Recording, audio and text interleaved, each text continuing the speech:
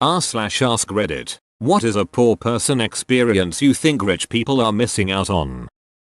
Saving up for months and finally having enough to buy that thing you wanted so much. This lifestyle makes researching big purchases much more important, and it makes me want to take better care of what I have. The absolute joy of finding $20 in the pocket of your coat. They probably still find money in their pockets, but I'm guessing it's more of an "oh that" than a "duck." Yes. Edit. It. People with something to prove to someone. I'm willing to swap with a rich person if they want to try it out. I will use the money to pay off my student loans even if it kills me.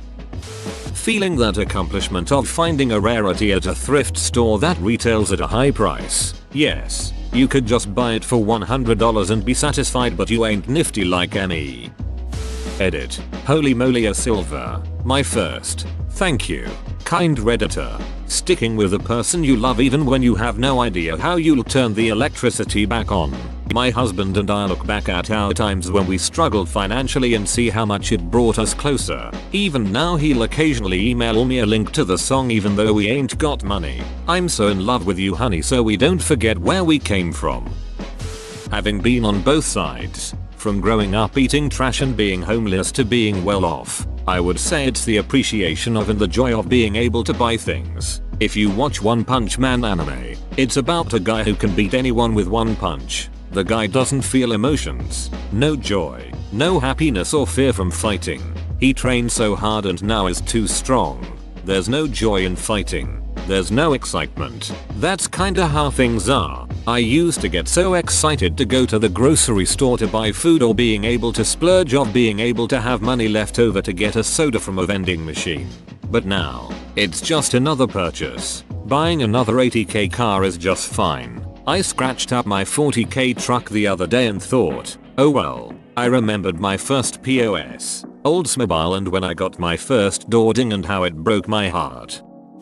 The absolute thrill of getting something paid off. I grew up poor as a kid. My husband and I have good jobs though. We bought a house 20 years ago, and when all our friends were moving up to bigger houses, we stayed put and chucked more money at the mortgage. We just paid it off completely. A rich person would never understand how I feel about it. It's ours. No one can take it, no matter what. We have a roof and walls, a safe place to be. Anyone poor who is reading this knows exactly what I mean. Rice and beans. Also eggs and rice, or just rice with salt and butter. I didn't realize that was poor people food when I was a kid, even though that was sometimes our meal for like 2 entire weeks before my parents got enough money to switch things up. Nothing quite feels as good as not having money to buy food and then getting it and eating that first meal. That, and reattaching electricity. You don't know what you are missing out on, people, until you experience it. Amazing feeling. For the record, I'm not being sarcastic. The feeling really is amazing. The struggle recipes. I've made some nice dishes with very little and cheap ingredients. But I have also made some disgusting dishes that made me sick a few hours later. Did you ever go shopping, adding up the total in your head, but then you get through the checkout only to find you did the math wrong and it's $20 less than you figured? It's somehow better than winning a scratcher. It's like finding a winning ticket on the ground on your way out of the store. God smiled at you sadly and said, "You're such an idiot. Here's a 20. One thing is for sure, you know who your friends are when you have nothing but your friendship to offer. For sure, a buddy and I kind of rotate being broke. I used to work full time in the winter whereas he hardly worked. Then I didn't work much for the summer due to not getting a contract that summer, and he worked full time.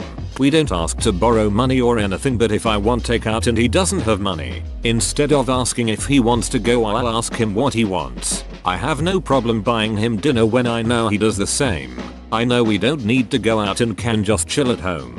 This is what the broke person does. But when Mr. Moneybags wants to do something, they're the one who suggests it. The broke one puts up a fight because they don't want a handout, but the money person basically makes them. We have also covered each other's bills without asking. It's a great friendship, a perfect give and take, which makes helping out the other easier. It feels great when you're the one with money to be able to pay. Even when we both have money, we'll take turns paying for stuff.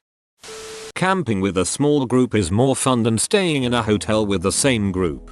To me, the best part is that everything that makes camping cost effective for poor folks is also what makes it so much fun, using state and national, if you're lucky, parks for your accommodations, cooking food you purchase from a grocery store over a campfire or Coleman stove, sleeping in a tent, hiking and swimming as primary daytime activities, and singing songs around the campfire as nightlife. I grew up backpacking and car camping, and I wouldn't trade those experiences for any 5-star hotels or destinations anywhere. The wide variety of ramen noodle recipes, SP, ramen, and my highest rated comment ever is about instant noodles. An exec level employee of a big company I used to work for once said, "Oh, what is that? That smells good," when I passed him in the hall carrying ramen. In the brief convo it was clear this was his first time actually smelling just had hot water noodles. That feeling when realize you sold your hair to buy your husband a watch chain only to find out he sold his watch to buy you fancy combs. Living without fear. I grew up pretty poor. I grew up and grew a career. Got paid really well, and built my own house. Then I lost it all, including the marriage that came along with that success. Ended up nearly homeless and could pack my things in a backpack. Lived about 4 years like that, completely destitute, while trying to figure out my next chapter in life. Today I'm back on my feet. The one lesson I learned is that all my fears I had when I was secure and rich about losing it all were true, but unfounded, because I survived. I can say I actually thrived having no possessions and nothing and nobody waiting for me anywhere. I'm currently surrounded by rich people, and the one thing that I pick up on is the fear all those people have of being poor or losing their status. They're afraid of losing their careers and so they cower to everything. They're afraid of losing their reputation, so they play everything safe. Me? Duck it. I'm not afraid anymore.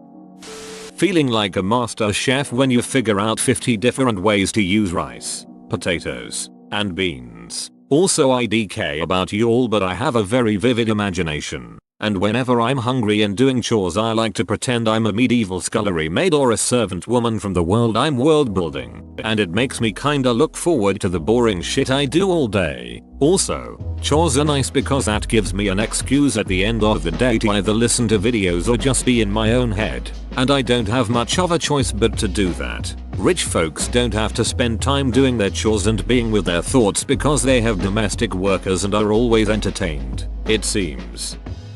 Struggling to make ends meet. My wife and I have had some hard times during the 3 years that we've been married, and I honestly think that those times when we were struggling together to find ways to pay rent, get food, etc., helped to make us who we are. Our relationship is stronger because of it, and we're just better equipped to take on the world than we were when we were first married. It's easier to be green eco-friendly, but in all honesty if you've never walked a mile to Tom Thumb at 2 in the morning with no shoes on just to buy a neon-colored drink that tastes like popsicle syrup and a bag of spicy Cheetos, you have not lived. Working up a strong hunger from a day of physical labor, then going inside and having a nice hot meal, nothing will ever taste as good as that meal when your whole body is hungry for it. Poor people party way better, hands down.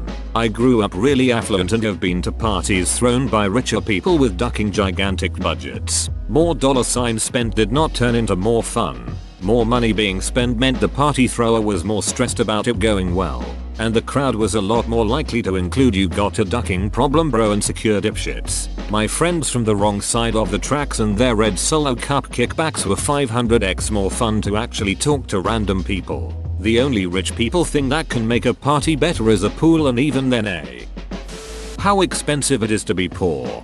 No shit. Late fee this, late fee that, bounced check fee, overdraft fee. Working a shitty service industry job. And in particular, the sort of camaraderie that comes from working a shitty service industry job. Trenchmates, you might say. I worked several jobs where I felt like some co-workers were practically family after a while, and there's a certain give along get along attitude, or maybe an us against the world attitude, depending on the environment. I don't know that I'm explaining myself well, but I'll say I'm still friendly with roughly a dozen people from those days. Conversely, I now work an office job with a 1% level salary. Nobody particularly likes each other, and we only socialize for the optics. I do genuinely like my job, but could leave this job tomorrow and not give a shit if I saw any of these people again. I'm not even saying that's a particularly good or bad thing, but it's certainly something I've noticed between people that work in high pressure environments together and those that don't. Knowing the pain that others go through and becoming humble and learning to be kind. Edit. I'm wrong. When I posted this I forgot about Jack Black. Forgive me for my sins. Cup of noodles with chili powder and an egg. If your go-to is chili powder, you should try Old Bay and ramen instead. You'll never live like common people. You'll never do whatever common people do. You'll never fail like common people. You'll never watch your life slide out of you and dance and drink and screw because there's nothing else to do. Maybe an odd response, but cooking. I grew up poor and southern. My roommates grew up poor and Hispanic. And it was awesome to realize our cooking philosophies were generally the same of duck it, let's use this instead of scrapping it, see what we get, and we discovered amazing recipes. Generally, poor people food is the most innovative food, and damn delicious, especially when you carry that mentality over to quality ingredients and not Walmart brand. The absolute joy of finding a $20 in your coat pocket. $20 to someone with $5 in their checking account means a whole hell of a lot more than it does to someone with $50,000. Being able to properly appreciate the belongings you saved up for a long time for.